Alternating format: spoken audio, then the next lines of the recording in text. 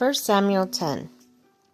Then Samuel took a flask of olive oil and poured it on Saul's head and kissed him, saying, Has not the Lord anointed you ruler over his inheritance? When you leave me today, you will meet 2 men near Rachel's tomb at Zelzah on the border of Benjamin. They will say to you, The donkeys you set out to look for have been found. And now your father has stopped thinking about them and is worried about you. He is asking, What shall I do about my son? Then you will go on from there until you reach the great tree of Tabor. 3 men going up to worship God at Bethel will meet you there. One will be carrying 3 young goats, the other 3 loaves of bread, another skin of wine. They will greet you and offer you 2 loaves of bread, which you will accept from them.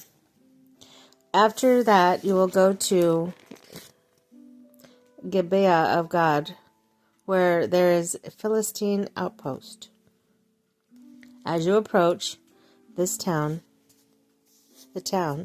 you will meet a procession of prophets coming down from the high place with lyres, timbrels, pipes, harps being played before them, and they will prophesy. The Spirit of the Lord will come powerfully upon you, and you will prophesy with them, and you will be changed into a different person. Once these signs are fulfilled, do whatever your hand finds to do, for God is with you.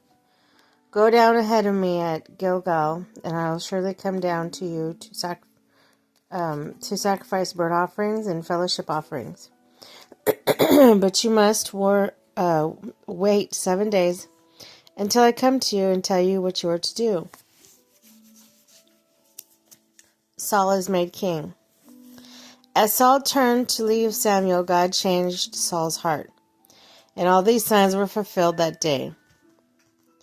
When he and his servant arrived at Gibeah, the procession of prophets met him. The Spirit of God came powerfully upon him, and he joined in their prophesying.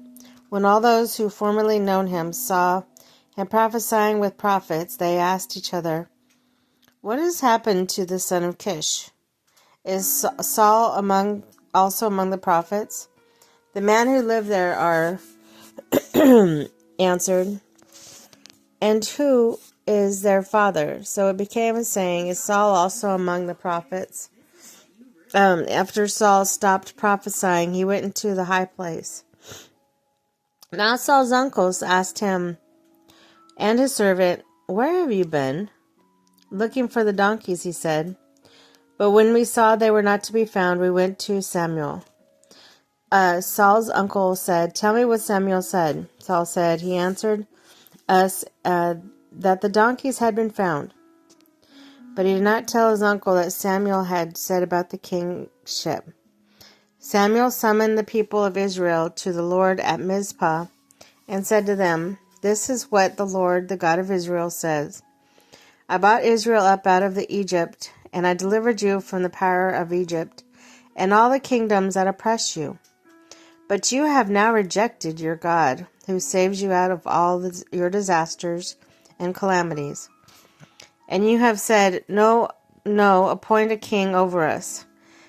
So now present yourselves before the Lord by your tribes and clans. When Samuel had all Israel come forward by tribes, the tribe of Benjamin was taken by lot. Then he brought forward the tribe of Benjamin, clan by clan, and Matri's clan was taken. Finally, Saul's son of Kish was taken. But when they looked for him, he was not to be found. So they inquired further of the Lord, Has the man come here yet? And the Lord said, Yes, he has hidden himself among the supplies. They ran and brought him out, and as he stood among the people, he was a head taller than any of the others. Samuel said to all the people, Do you see the man the Lord has chosen? There is no one like him among all the people. And then the people shouted, Long live the king. Samuel explained to the people the rights and duties of kingship. He wrote them down on a scroll and deposited it before the Lord. Then Samuel dismissed the people to go to their own homes. Saul also went to his home in Gibeah, accompanied by valiant men whose hearts God had touched. But some scoundrels said, "How can this fellow save us?" They despised him and brought him no gifts, but Saul kept silent.